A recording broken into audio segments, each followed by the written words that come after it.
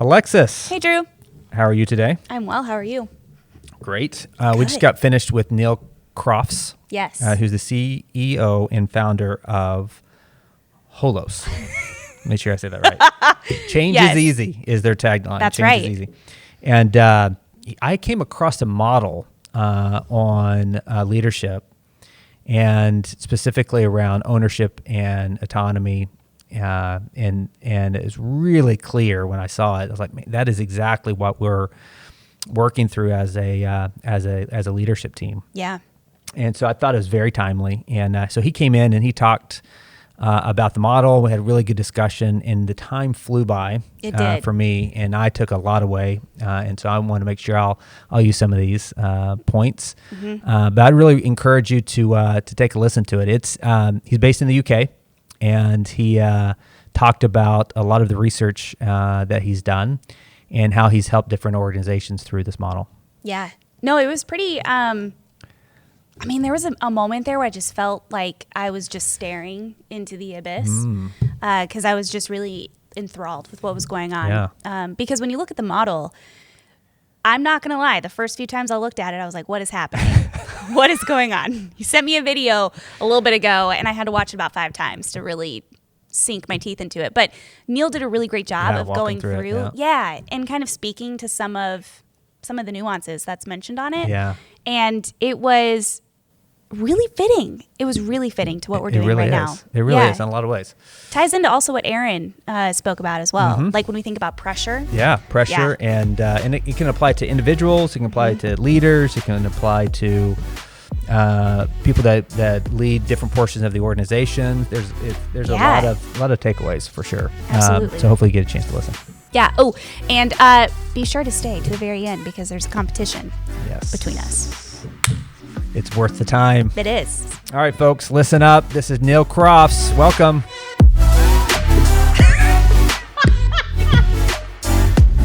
Alexis, we're here with Neil from Holos in the UK. And Neil, thank you so much for taking the opportunity to meet with us. I know you got a lot going on. Neil's the CEO of the company. And I ran across a model of his that we're going to go through today, and we're going to spend the majority of time just on this model. I thought it was that good, and it just hits right in the sweet spot of what we're trying to do in our company around ownership and autonomy. And so we're going to get into that model. But Neil, before we do, you want to talk a little bit about what your company does, just so people have a reference of even maybe what you did before you started the company, but anything that you may want to talk about? Sure. So 20 years ago, I was working for an internet consultancy called Razorfish during the dot-com boom. Some people may have heard of that. Mm-hmm. And it became very clear that it really didn't matter how good the technology was that we delivered to our clients. If they didn't have a culture that was adapted to a digital environment, it didn't add value. Mm-hmm. And so I became kind of obsessed with the question of how do you intentionally create the kind of culture that leads to sustained success in a digital environment. And I've really been pursuing that question ever since. And the question's changed slightly. So now it's how do you intentionally create the kind of culture that leads to sustained success in a disrupted environment? Because digital isn't the only disruptor. Sure. So there's aging, there's also sustainability and decarbonization. There is digitization, obviously. There's the pandemic. So there's plenty of disruptors going on. And so the question remains, how do you do that? I'm now on to my 4th book on the subject. Holos has been going since 2014. And we basically help companies create that kind of culture. So we're working with some big names that you'll have heard of, and we work with leaders typically in teams to help them do that, help them make those adjustments.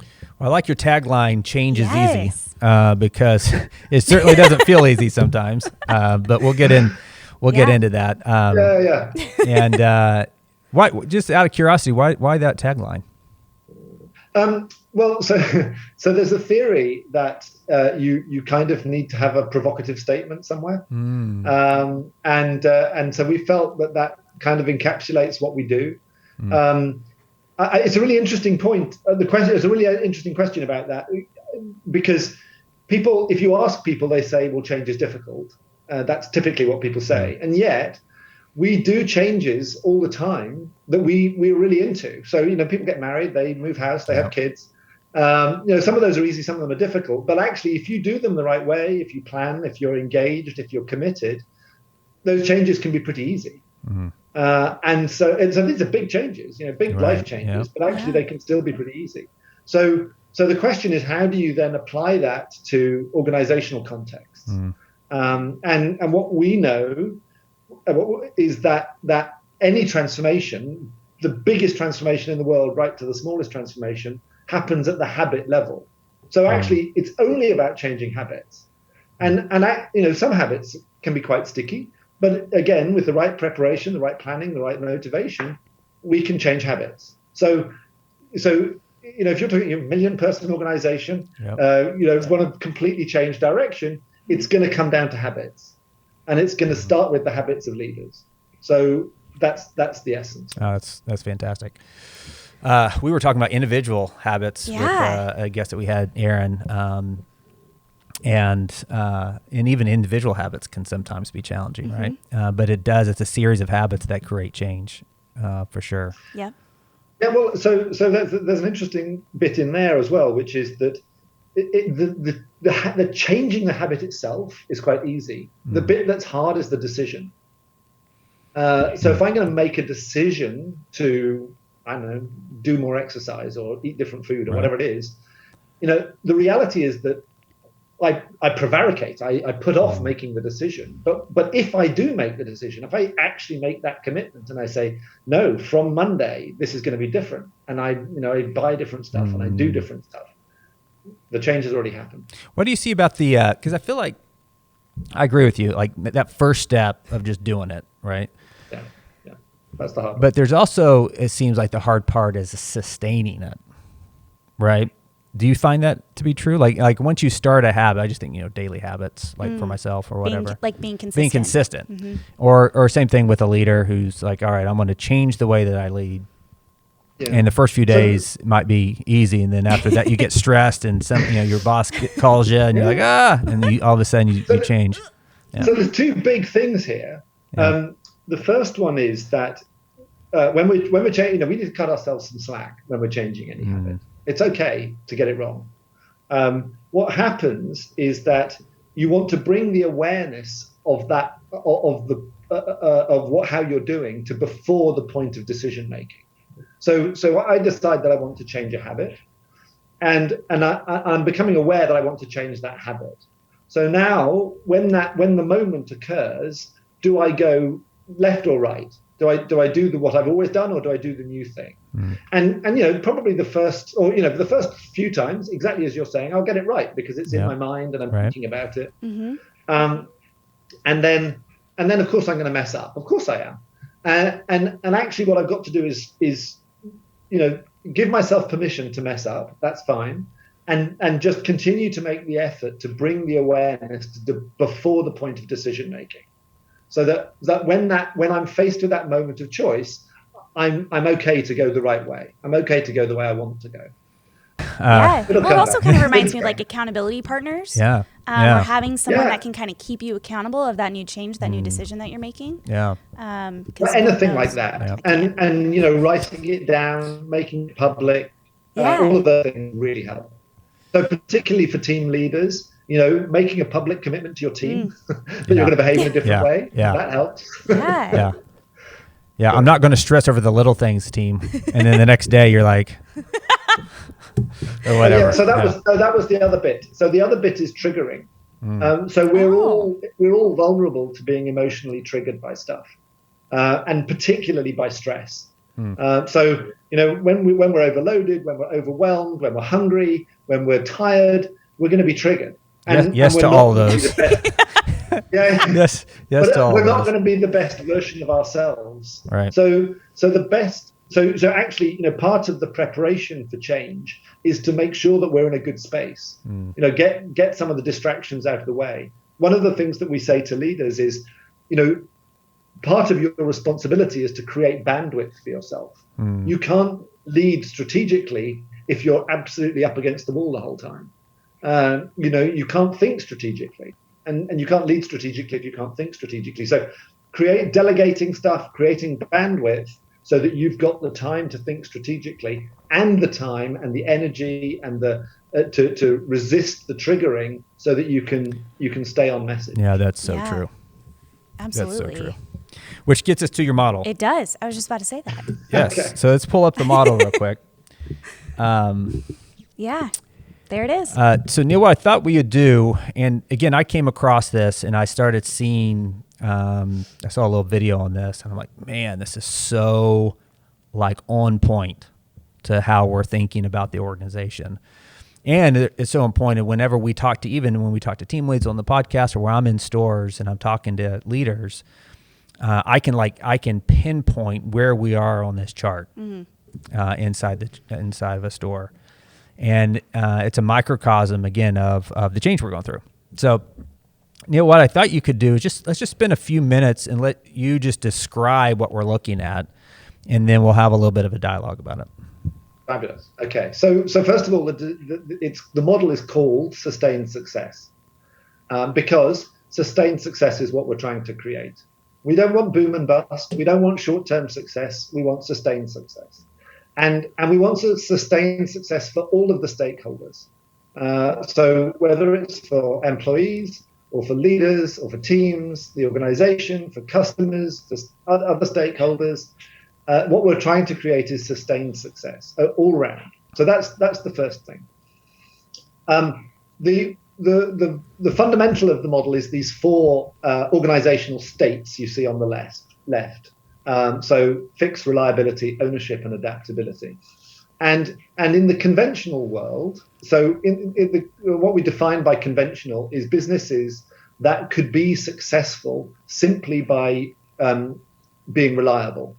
So, in Walmart's case, if you can simply have stuff in store, have people buy it, you can be reliable. And probably up until 10 years ago, Walmart and other organizations could really be successful just by doing what they said they were going to do.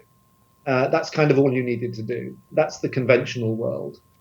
And then what's happened in the last 10 years, or maybe a little bit more, is that this post-conventional world has emerged, where actually, if all you're doing is managing reliability, you're effectively managing decline because the rest of the world is overtaking you. And what post-conventional organizations do is they disrupt themselves before someone else does it to them. So Apple is probably the inventor of post-conventional. They invented the desktop computer, and it was Apple that disrupted the desktop computer with the laptop computer, and it was Apple that disrupted the laptop computer with the smartphone and the tablet, and so on. So and not only do post-conventional businesses disrupt themselves, they also disrupt other organizations around them. So you've got this new generation of businesses, post-conventional businesses, going around disrupting stuff. If you don't do the disruption, if Walmart doesn't disrupt itself before, someone else is going to do it to you. That's what's happening. So then if we go through those first two organizational states, fix is the state where the organization is under stress, where maybe something's gone wrong, or maybe the company's just not being reliable. And basically everyone's running around with their hair on fire, trying to fix things. And you can see on the right-hand side, there is no leadership bandwidth. I talked earlier about the importance of leadership bandwidth. Got it. Mm-hmm. Where leaders have no bandwidth and are not able to think strategically, they are going to focus on goals and tasks. And the irony of just focusing on goals and tasks is it perpetuates that state of fix. So you end up, in a stressed state, and you can see on the right-hand column over there that the sustainability of being in that state of fix is low. So, if you remain in that state of fix for long, things go wrong. And that's for you as an individual, for teams, right. for whole companies. For me, if I'm as an individual, if I'm in a state of crisis for a long time, I'm going to end up getting sick or something's going to go wrong. Right. If a team is in a state of fix for a long time, people are going to leave. There's going to be all sorts of stuff that goes wrong. Or if an organization's in a state, so we don't want to stay in that state of fix. But in our post-conventional world, reliability is not enough. We need to move beyond reliability. And the step beyond reliability, you can see that there's a slightly thicker line between ownership and reliability. Mm-hmm. And that step between ownership and reliability is a huge cultural shift. Ownership is about everyone feeling that sense of responsibility and acting in the best, knowing what the company's priorities are, knowing what's required, and taking decisions in order to get there. So, anyone, they can see stuff that needs to be kept reliable, and they can manage that situation and they can keep it reliable. Anyone in the organization, and this is the ownership bit, anyone in the organization can see stuff that needs to change, and they can use leadership skills to create that change. And that's the crucial bit, is this shift from managing and obeying to leading and following and managing. 3 skills: leadership, management, and followership. So that's the crucial bit with that. And in the words in there, it says culturally risk-free. Now that's a big claim, but what you get when you get that sense of ownership in the organization, you get a situation where everyone can raise those concerns. So you're mitigating cultural risks in the organization. One of the things, Neil, just for those that are listening, how this resonates to me is take an individual, take a team, take a store, whatever type of operation you could be running, distribution center, and I've seen it all across the company, even outside the company. So think of it this way. So fix is to your point, the building's on fire, your team's on fire, you're on fire, right? There's things that you just got, and there's times and places, Neil, where that happens, right? Think through the pandemic. There's been a lot of fixing opportunities where you just had to react and you had to fix. But at some point, you want to get reliable. And to me, reliable is that you're executing processes, you're executing habits, you're executing a routine. We talk about some of the best store managers that we have on here, Neil. We have the managers that win Store of the Year on the podcast. They all talk about the same thing. It's about Groundhog Day. Mm-hmm. It's about being to where every day I know what's going to happen. I'm following it up on it, and it is a list of a routine or habits that I execute. So that's kind of being on process, right? And then the next one is, hey, you've established and earned the right to show that you're now going to create ownership at all different levels. And there's going to be times where you're going to deviate from those processes. There are going to be times where you deviate from those routines to take care of a customer, to take care of a situation that you may be dealing with as a team. But there's times where you're going to deviate from those individual process and reliability.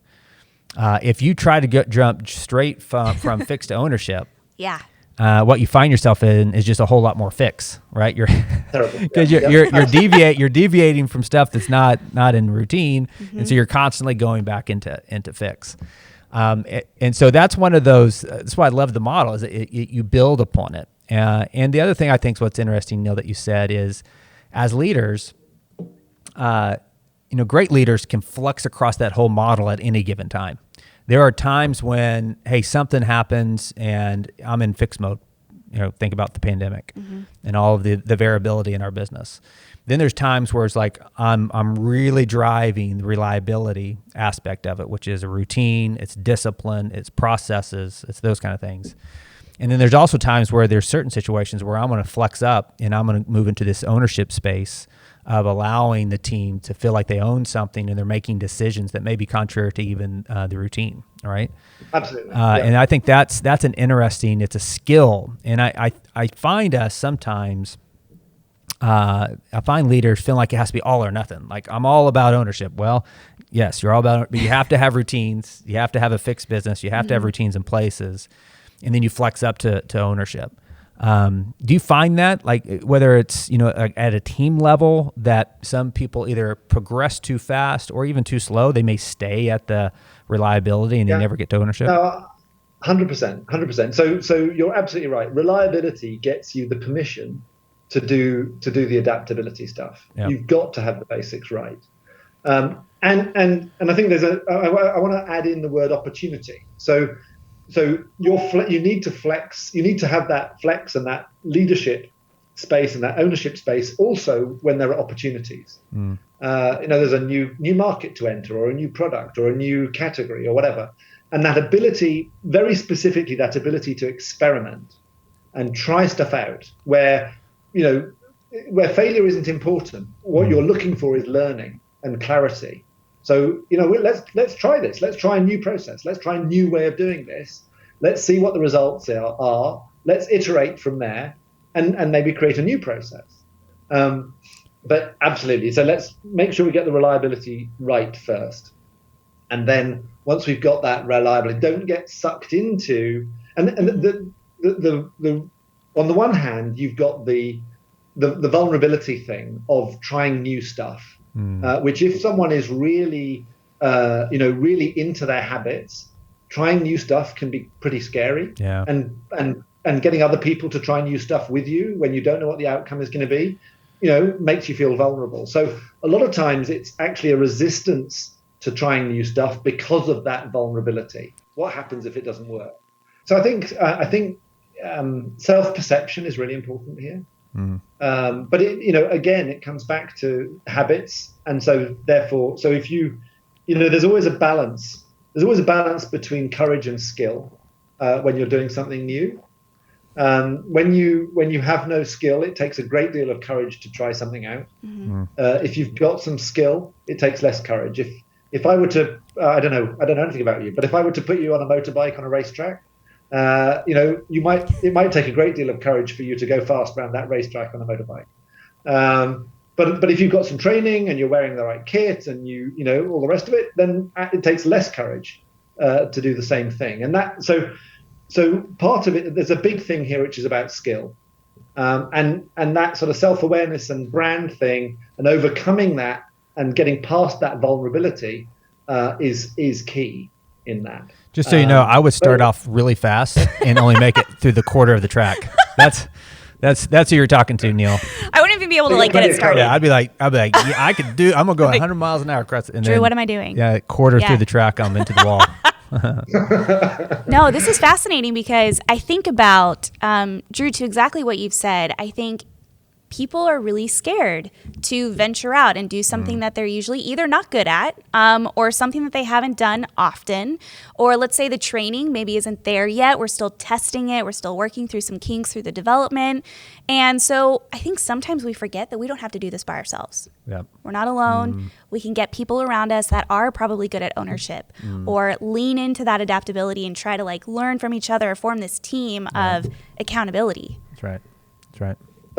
Alexis, I love that. When I was at school, I don't know what it was like for you guys, but when I was at school, collaboration had a different name. Do you know what they called it? Ooh, Teamwork.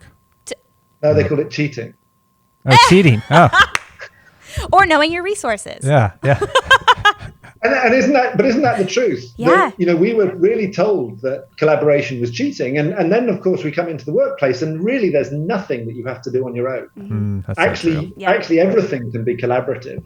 And yet we've got to unlearn that lesson. Yeah. So, no, you're absolutely right, because I feel like coming from a previous education, not expert, but in that space, you're absolutely right. And everyone feels like they have to do this on their own, or else people will not look at them like they are knowledgeable or experts in a space. God, that's so true. Yeah.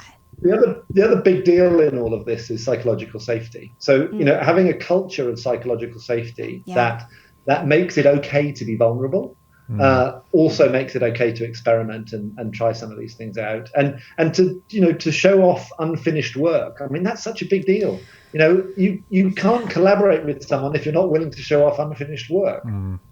So if you can't show off unfinished work, how do you collaborate? It doesn't work. You've got to be prepared to show stuff that's half done. Yes. Yeah. That's great. So on the just a couple more things on the model, and then I have another question for you. But what advice would you have somebody that maybe, let's do each one just real quick. So I'm in a fix-it mode, right? And again, I just keep going back to, from a pandemic perspective, we all find ourselves in this fix-it mode, right? I mean, it's incredibly reactive, and you have to be. For us to be successful, not only as individuals, or not only as teams and as a company, but even as individuals, like you're finding yourself in this very reactive mode because so much is changing around you. What advice would you give if you find yourself in that situation to graduate into reliability? Okay, great. So you're in that fixed state. What you need is bandwidth. You need the ability to think. You need the ability to be strategic. So you've got to put the panic aside, and you've got to say, look, we're going to devote an hour or 2 hours or whatever you can to thinking our way out of this problem. We've had to band-aid everything just to get that time, but we're going to buy ourselves some time. So that's so good. Somehow you want to buy yourself that bandwidth to think your way out of the problem, and have, if you can have a couple of other people in the conversation and collaborate and figure it out together, so much the better. Yeah, I think, from a practical standpoint, what I've found, and I've been in the fix-it mode many times in my career, and it's so hard, depending on the intensity of it. It is so hard to create that space, because sometimes you almost feel guilty creating the space, right? Because you have so much going on. You're like, oh, I don't want to create the space. I don't want to create. But what I found was, by doing so, it helps you actually get out of it, right? So it's actually the right thing for the team. And it could be as easy as, hey, I'm going to put myself in an office with a whiteboard, put on some music, and just tune out and think a little bit about where we're at and make notes. That's what I typically do, right? Now I spend an hour just in my mind thinking through, all right, where are we at? What are we doing? I got all this stuff to do. What's the top 3 things I need to get done? And really calm the world down a little bit. And then you walk out of the office and you go execute those 3 things. And even something as little as that on a daily basis will help. But a lot of times, especially in our stores where things are 24 hours a day, and it's running, you got all these people asking you all these things, it's hard to do. So you may have to do it at home before you come into the office. You may have to do it, maybe go to the coffee shop or go somewhere else. But take a little bit of time to just by yourself and think a little bit. Put on some music, like I said, make some notes, and you will find your intensity level go out, and you'll be actually way better for the team, right? Yeah. All right, now you're, from a reliability to ownership, that hurdle. And as you said, that was a big line on your model. So it's a bigger hurdle. Believe it or not, that's probably one of the biggest hurdles to go from. What would be your advice to go from reliability to ownership and adaptability? I think the real the first thing is to get the basics right. I said that already. Just make sure you've nailed all that. And you used the word processes, systems, whatever. Have the right systems and processes in place. You're going to need to buy yourself plenty of bandwidth to do that. So you need to be delegating stuff. You need to be creating space, but this time not just sort of tactical space. This is like strategic space, bigger space. And then I think the other bit here is, it depends where you are, but invest in leadership skill. Really take the time personally to think, what's leadership about? What's leadership for me? How do I get? And the first person that you need to lead is yourself. How do I be the best version of myself as much of the time as possible? What am I really here for? What am I trying to achieve? What's my vision? What's my purpose? Why do I come to work? Get those sort of basic questions sorted out. What are my values? What do I stand for? What do I stand against? And then you need to ultimately all of those things need to align with the place you're working at. So does my personal vision and my team vision align with the organizational vision? That kind of has to end up being in that space. In the post-conventional world, you do need a vision. You need to know where you're trying to get to. You can't create ownership if people don't know where they're trying to get to. How could I give you ownership of something? I mean, I can't just say, okay, Drew, you own it now. You need to know what we're trying to achieve. So this is based on a military model, which in the British military is called mission command. And the idea was to delegate authority to the lowest possible level. And the way that you did it was by setting the vision, the overall goal, and basically saying you figure out how you achieve it. So the vision bit is really important. And what's important about a vision is that it is a destination. It's a clear destination that you will know if you've achieved it. So our vision as Holos is universal authentic leadership. We believe that the world will be a better place if all leadership is authentic.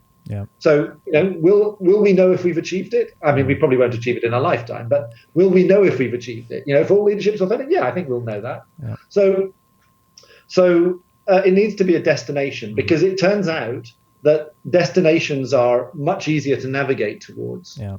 So if I was, I don't know whereabouts are you guys? We're in Arkansas.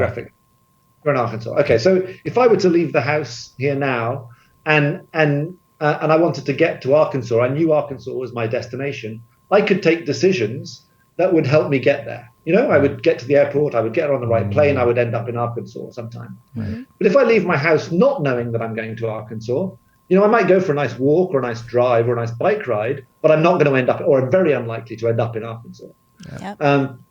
So having a vision, a place that you actually want to get to, is essential to creating ownership. You can't create ownership without vision. I think what's really interesting, I didn't notice this until you started talking about it. I was kind of clued in on the left-hand side, but that leadership bandwidth is really interesting. And leadership bandwidth, again, in a world where you get measured by doing stuff, leadership bandwidth can feel a little uneasy because you got space. I remember being in one job at one point, and I was sitting there thinking, I remember like it was yesterday, I was in an office, I had a pretty big job at the time, and I was thinking, okay, I don't have anything to do for the next 2 hours. I should be doing something. So there's something, I was brand new to role. I'm like, there's something I'm not doing that I should be doing, right? Because you kind of get trained in your mind that you get measured on how much you personally do, even in a large leadership. But really, the success that you have is how much of that bandwidth that you have. Because the more bandwidth you have, the higher up you're up that chart, the better your team's performing. And by the way, the more the people that's working for you actually enjoy working for you, because now they have bandwidth, right? I think the key is what you do with that bandwidth is so important. And I do find us sometimes when we do create bandwidth, when you're in a world of action, people struggle with what do I do with that bandwidth? Because sometimes we just create more fixing with that bandwidth, or sometimes we just create more, processes with that bandwidth. Really, what you want that bandwidth to do is to push yourself forward and the team forward in large ways. And at some point, we'll probably want to talk about that. But it's an interesting concept. As you move up, you have more and more bandwidth. Should have more and more bandwidth. But what you do with that bandwidth is probably critical too. So lovely, beautifully put. And what we see in most organizations is that busyness equates to status. So if you're not busy, you're not important. The busier you are, the more important you are. And so very often what happens is the more senior people are in organizations, the more overloaded they are. And we typically promote people because they're good at doing something. That's right. And people get their sense of self-worth from doing stuff that they're good at, not from doing stuff that they're bad at. And so they continue to do the operational skill when actually what they should be doing is leading and creating bandwidth. And so that's, all of that stuff is going on in the background. And then exactly to your point, you've got to have that, you've got to give yourself that strategic thought processes to think, well, okay, what next? Right. And that's the crucial bit is, okay, which meeting do I need to create now? Which process do I need to create now that doesn't exist already? Right. What experiment do I need to conduct? What research do I need to do? It's answering those questions that are the ones that take you forward. I've been thinking a lot about the model, our organization, especially folks in the store. And when I look at, from fix all the way up to adaptability, I think a lot of times we feel like we all have to be in the adaptability all the time, every single day, because that's what good leadership looks like. And I remember when I was in Chicago helping stand up all of the COVID testing sites, that entire room of 12 or 13 people, we were all across the board. Yep, all over the place. Oh, yeah. We had Kelvin who's like, this is our vision. Right. This is what we're doing. Right. And then we had all of us that were in red, and we were like, okay, we're Right. going to do this. We're going to fix this. Right. And then we started getting into those different levels where it all just made sense and it worked, and we were able to do a lot of great things. And so I think that sometimes we kind of cripple ourselves by thinking we have to be in a different That's right. level when we're just not there yet. But we have to make those small goals, those habits Right. to get us there. And it's okay to be in the red. Yeah. It's okay to be in fix. Thank you so much for saying that, Drew. You just don't want to live in the fix, Right. right? But there's Right. definitely Oh, that's spot on. times. There's definite Yeah. times where that's exactly what needed in that moment. Yeah. What we'll do here, Neil, is this has been a great conversation. But we have a lot of leaders that are new to, I was about to say young to role, but new to role. There's tens and tens of thousands of individuals that have Yeah. taken on new responsibilities here in the last year or so. Any last advice that you may have for them as they either think through the model or just overall think about their leadership? Any last advice that you'd have for them? Leadership is a fantastic life skill that will help you in everything that you do. And I would just say it is really worth investing time in. Read books, listen to podcasts, talk to people, experiment, but think of yourself as here's the thing. Here's the advice. Leadership is a choice, not an appointment. Make the choice. Ooh. Make the choice to lead. I love that. That's Yeah. fantastic. All right, man, that flew by. Wow, it did. Thank you so much, Neil. We know you are busy and leading the whole organization, and really impressed with the time today and all the different things that you're doing. And I think this is going to be a big help, Alexis, for a lot of folks. So thanks for your time. Yes. And I know it's at the end of the day for you, Yes. so hopefully you have some good plans tonight. But thanks for joining. Yeah, thank you so much, Neil. Fantastic.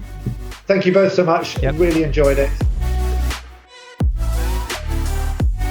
All right, so what we're going to do is we're doing a joke contest.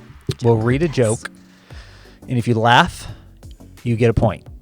If you make if anybody laughs, so even the person giving the joke or the person that received the joke. Okay, but hold on. What if I say a joke and then you laugh first and then I laugh? We both get points. So at the end of the day, it's whoever has the most points loses.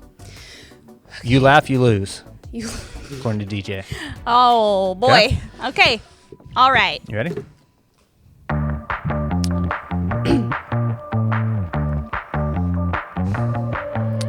What's Forrest Gump's password? One Forrest one. How do you follow Will Smith into the snow? You follow the Fresh Prince. Yeah, I am bound and determined. Yeah. This is the look of determination. Why did the coach go to the bank? To get his quarterback.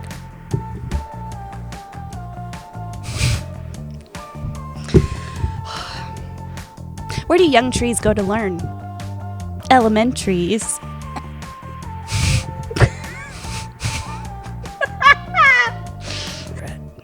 What did the accountant say while auditing a document? This is taxing.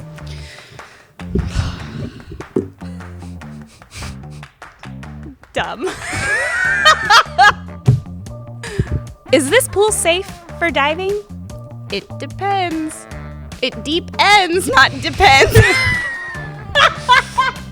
Whew, that was a tough delivery. Oh, wow. Tough delivery. What does a nosy pepper do? It gets jalapeno business. Stop.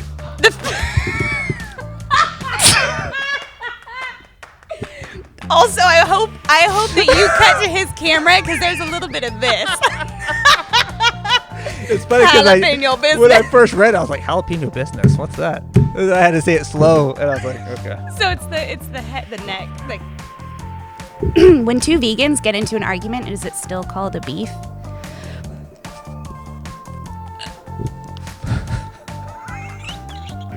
Why is sand so optimistic? Why? It has a can-do attitude. God. Okay, this is gonna be my last one. It's my finale, and I pretty much have to act it out too. So.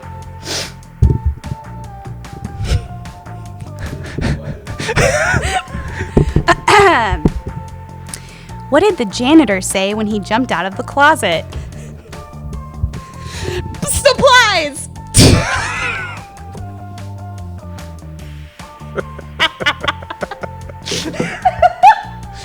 That delivery didn't help at all. It didn't help at all. Well, I feel like I lost a lot on this one. Dave's trying to keep it count.